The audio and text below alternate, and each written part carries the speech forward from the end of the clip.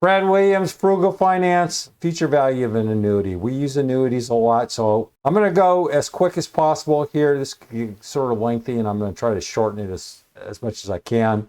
Here we have what amount must be deposited to withdraw $2,000 annually at 12% for 5 years. This is regarded as an annuity. This formula right here, and we've probably used it a couple of times already. You're just simply going to, now you can break this down if you want. We have $2,000. You can use this PV function.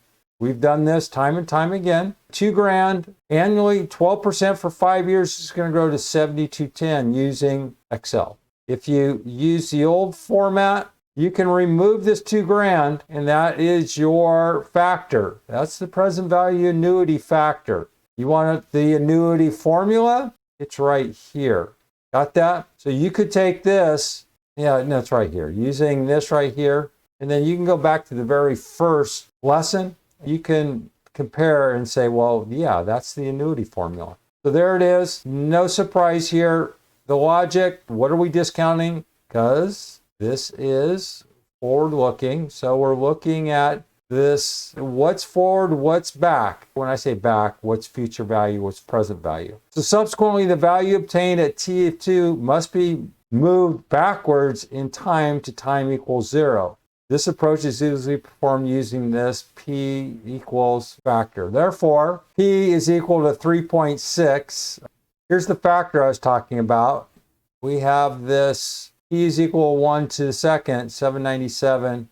So now we have this new 2.874.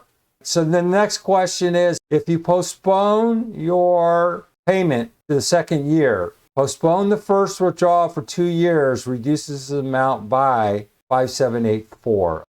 What amount must be deposited to withdraw $2,000 annually?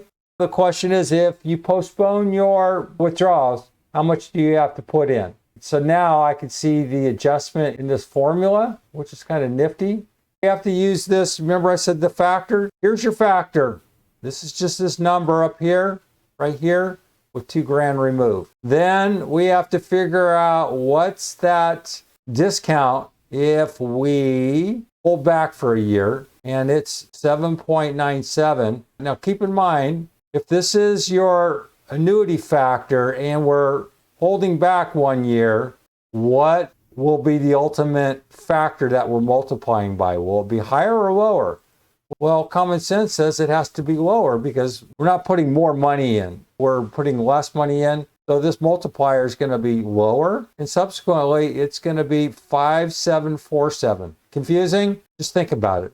Postponing the first withdrawal for 2 years reduces the amount of the deposit by 1462. The shared relationship between present value and A can be expressed as this formula, APY, all right. And then the expression PA is called the capital recovery factor for reasons that will become clear later. The PA, a P factor is used frequently in both personal financing and comparing economic alternatives. If you're lost in this right here, just go copy, paste, go back to the very first lesson, and then see if you can find this formula and the logic. Suppose $10,000 is deposited into an account that pays interest at a rate of 15% annually. If 10 equal annual withdrawals are made from the account, with the first withdrawal occurring 1 year after the deposit, how much can be withdrawn each year in order to deplete the fund with the last withdrawal? So you have 10% deposited, earning 15% annually with 10 withdrawals. Since we know that A and P are related by A is equal to P, I, 1 plus I of N, make sure you don't have negative powers, then 1 plus I of N minus 1 is equal to payment, 15, 10, present value minus 10,000 equals 1993. Here's the formula. And here we have the same thing. And here it is again. And then if you're truly lost, look at it from this perspective. So you got $10,000, it's going to grow by 10%. You're going to take out 1992 or 1993. It's going to lower your principal. You're going to take that principal and then you're going to multiply it times 1.10. And then you're going to take 1993 out again. and repeatedly, and at the end of the 10th year, you're going to have 0. Got that? How much can be withdrawn each of the 10 years? You have 10 grand, 1.152. Suppose that in the above example, first withdrawal is delayed for 2 years. Okay, so we're going to follow this same format here as we do here. Your withdrawal will be 2635. Your 13225 is that future value, and then you're going to be able to withdraw 2635.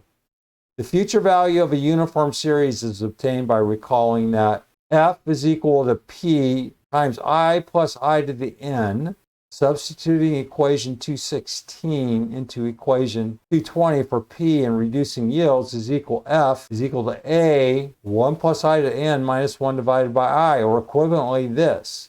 If annual deposits of 1,000 are made into a savings account for 30 years, how much will be in the fund immediately after the last deposit if the funds pay interest at a rate of 8% compounding? Now, this is something that everyone in the world should be able to compute, and they should compute because this is all about retirement. This is all about setting up your retirement account. What will you need at the age of 70 or whatever you want to retire? Well, how much do you need in the bank? How much do you need in terms of retirement? Here, we're only putting in 1,000, but you can change this up to determine how much you need. If you need 2 million, well, you can do trial and error, but here all we're doing is future value, 8% growing for 30 years with $1,000 annually into your retirement account. If you change this to 10 grand, you're going to see 1.132832 million. You can see how much of a challenge it is in order to have a sizable retirement account 30 years from now. So keep that in mind. It is a game of patience and compounding. Here's the number again, and this is just a preview. I'm going to delve deep into this where you're going to be able to compute your future retirement amount based on your contribution. I just put that in. That would be a trial and error, and we don't need to do that. Here's the formula again using, this is going to be the same thing as this, and then this is going to be the same as this. Why did I do it twice? I don't know. I do that. For whatever reason, this is the formula, 113. Here's the formula. Here's the formula. Here's the formula. The reciprocal relationship between A and F is easily obtained from equation 2.21. Specifically, if we find that equation 223 A F Y 1 of 10 minus 1, the expression A of S is referred to as the sinking fund factor. Since the factors used to determine the size of a deposit, one should place sink in a fund in order to accumulate a desired future amount. I told you we're going to get to this in a bit. It's depicted in figure 2.9. F occurs at the same time as the last A. If 150,000 is accumulated in 35 years, how much must be deposited annually in a fund paying 8% compounded annually in order to accumulate the desired amount immediately after the last deposit? So I just posed that hypothetical up here, and now here it is in reality. And what we do? We just changed this formula. We used this formula here, A, this is future value. What we're looking at here is A plus I of N minus 1 divided by I. And here we have the future value of I divided by I plus N minus 1. It's simple algebra, but somebody's already done it. No reason for us to reinvent a new wheel. So this is what works. The question is, how much do you need to put in? $870.49 annually for 35 years, earning 8%. Got that? If you change this to, I don't know, 5 grand? 1, 2, oops.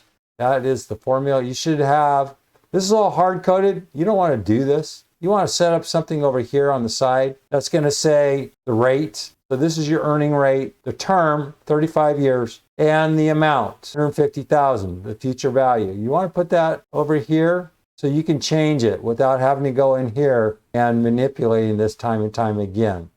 If you wanted this to be 1.5 million, add a zero. $8,704 you need to put in every year to have 1.5 million in retirement. Start early, discipline, high rate of return, compounding. bottom line. I need to back out of this. And then here are the formulas. And if you need to, you can do this, copy, paste. I need to copy paste this. There's actually a formula you can use to do this. I don't like it. But if you want to see the formulas, hard-coded, there you go. Now, over here, this is factors. This is just me because I was all pissy about trying to figure out the factors. And the factors are this. Now, if you remove the 150,000, there's the factor. If you take 150,000 times 0.0058, it's going to give us this 870.49. Brad Williams, Frugal Finance. Thanks for watching.